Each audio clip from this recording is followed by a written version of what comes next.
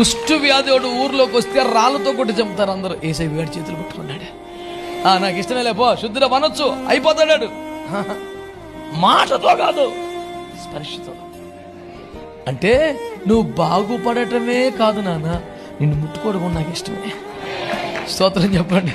ఎందుకు ముట్టుకోవాలి? వెళ్ళి వాడిని బాగు చేసే అద్భుతమే కాదు కావాల్సింది అక్కడ, వాడి గుండె గాయాలు కూడా మానిపోయే ప్రేమ స్పర్శ కావాలి. ఈ జబ్బు వచ్చిన దాన్ని బట్టి ఇంట్లో ఎవరికి ఇష్టం లేకుండా పోయాడు. రాత్రి అంతా యేసయ్య కొండ మీద ఉంటే కొండ కింద కాశాడు మనోడు. యేసు కొండ దిగ్గానే, అయ్యా ఈ జబ్బులు ఎవరికి ఇష్టం లేకుండా పోయాను, నీకు ఇష్టమైతే అనగానే చేతులు పట్టుకున్నాడు. పోయి నిన్నెంతమంది అసహించుకుని నాకు ఇష్టమే నాన్న. యేసయ్య మాటతోనే ఈ స్వస్థత వస్తుంది.